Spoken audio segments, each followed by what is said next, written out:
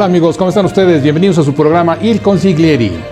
Ya lo saben, por favor, la petición de siempre, ese pulgar arriba, esa suscripción para que suene la campanita cada ocasión que tengamos la oportunidad de presentarles material nuevo. Como ya lo habíamos anticipado, la continuación de...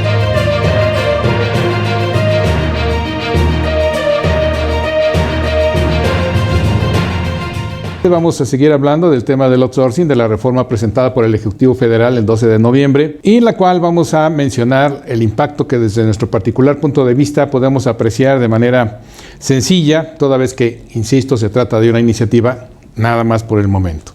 Ya cuando salga publicada en el Diario Oficial de la Federación, pues sería otra cuestión. Ahí tendríamos que precisar de manera clara qué pasa con esa reforma y su impacto. Las partes medulares de esta reforma que se pretende hacer a diversas leyes, empezando por la Ley Federal del Trabajo, como ya lo habíamos mencionado, se quitan los famosos 15 As, P, SET, etcétera, etcétera. Ese es algo muy delicado porque entonces se elimina varias probabilidades, quita el concepto de las personas que pudieran contratar para poder mandar a otro lado, sino que enfatiza el tema de las agencias de colocación, llamadas de manera sencillita. Por otro lado, incrementa, como ya lo habíamos mencionado, la posibilidad de sancionar de manera muy grave, llegando a las 50,000 UMAS. Eso es en la Ley Federal del Trabajo. Por lo que hace a la Ley del Impuesto sobre la Renta, a la Ley del Impuesto sobre el IVA, recordemos nosotros que hay una repercusión muy grave. ¿A qué se refiere? Independientemente de que la Corte ha mencionado que el 69B es una norma de procedimiento, y así lo tiene en sus jurisprudencias, yo difiero sustancialmente de ese criterio en virtud de que el hecho de modificar la base a través de rechazo de deducciones implica, insisto, afectar la base.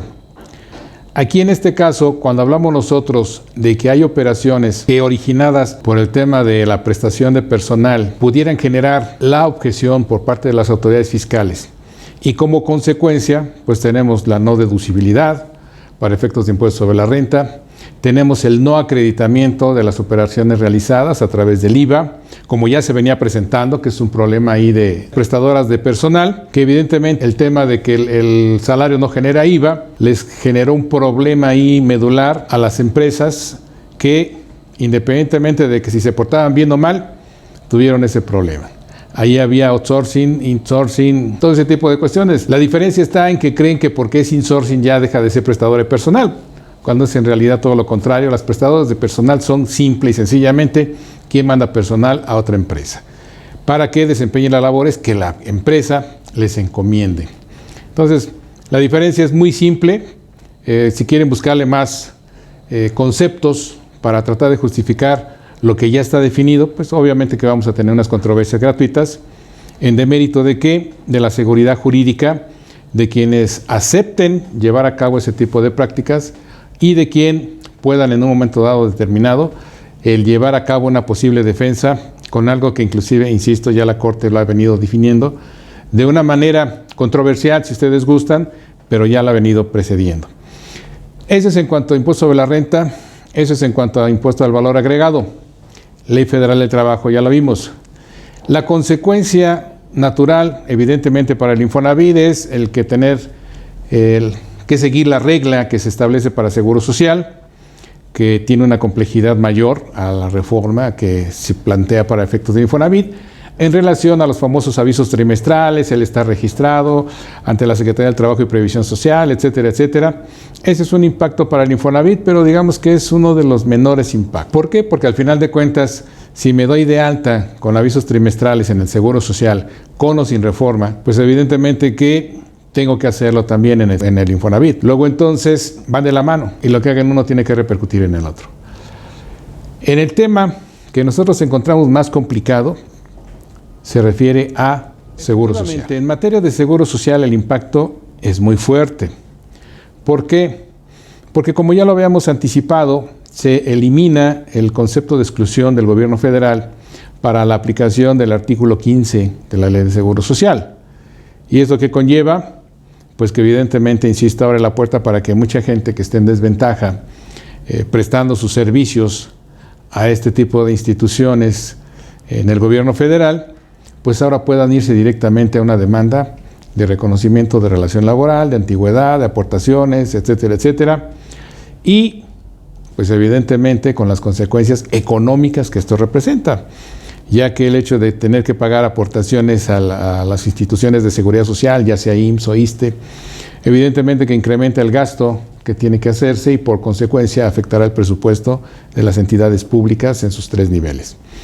Por otro lado, una parte muy delicada, muy compleja, es eliminar la clasificación que se hace para las prestadoras de personal dentro de las 5 clases del reglamento de la Ley del Seguro Social y prefiere señalar una sola clase para todo tipo de actividades, lo cual hace esto muy complejo. ¿Por qué? Porque recordemos nosotros que en el reglamento que había de clasificación de empresas de 1998 se definía el tema de la preponderancia, es decir, cuál es la actividad preponderante. Después se ha estado manejando el tema de diversos criterios, inclusive jurisprudenciales del Tribunal Federal de Justicia Administrativa, en donde se menciona también la preponderancia. Hay antecedentes, insisto, jurisprudenciales de este tribunal antes de ese reglamento de clasificación de empresas.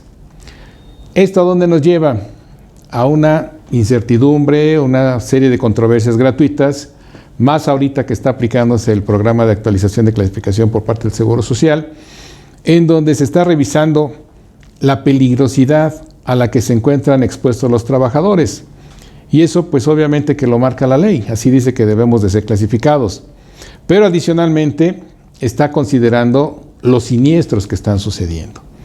Y esto es algo muy importante porque va a demeritar lo que nosotros siempre hemos manejado, tomando en consideración el aspecto fiscal, la simetría. Es decir, si me dedico a oficinas, los accidentes que pueda haber en una oficina tienen que ser congruentes con la actividad de oficinas. Si me dedico a transporte, tienen que ser congruentes con la actividad de transporte.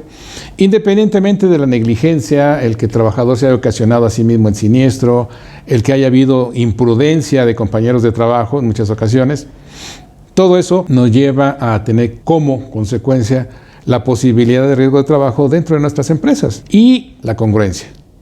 Ahora bien, el eliminar esta situación dentro de la ley implica que todas aquellas que hayan venido cumpliendo con sus obligaciones en ese sentido para no evitar el pago de la prima de riesgo de trabajo más alta, ni irse a la más baja, sino simple y sencillamente aplicando la ley, implica entonces dar marcha atrás a este procedimiento. Por ahí tenemos una pregunta muy interesante de nuestro amigo de Monterrey, don Carlitos Faz. Te mandamos un saludo, Carlitos. Ya de manera concreta le estamos respondiendo en lo particular y se refiere al hecho de que yo pueda manejar en un momento determinado actividades diferentes, con personal diferente, pero ¿qué va a pasar ahí? Ahí tendríamos una sola clasificación para ese tipo de empresas, siempre y cuando, insisto, se trate de prestadoras de personal. Así que esta reforma es muy compleja, es sumamente radical y evidentemente que si alguien está ya cumpliendo con la ley sin ningún problema, pues se le va a complicar la situación con esta posible modificación que se haga a las diversas leyes que he mencionado: Ley Federal del Trabajo, Ley del Seguro Social, Ley de Impuesto sobre la Renta, Ley del Impuesto al Valor Agregado, Ley del Infonavit. Sugiero que tomen en consideración estas situaciones, vayan previniendo. Si no cuentan con esta iniciativa, que es de acceso público, con mucho gusto nos mandan alguna comunicación y se las hacemos llegar para que tengan en consideración el contenido de esto que se puede estar discutiendo ya de una manera más técnica, ojalá, en el Congreso de la Unión.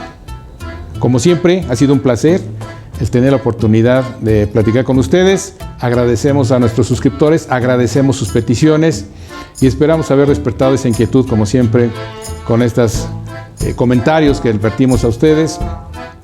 Muchas gracias. Recuerden, por favor, pulgar arriba, suscribirse para que la campanita les avise.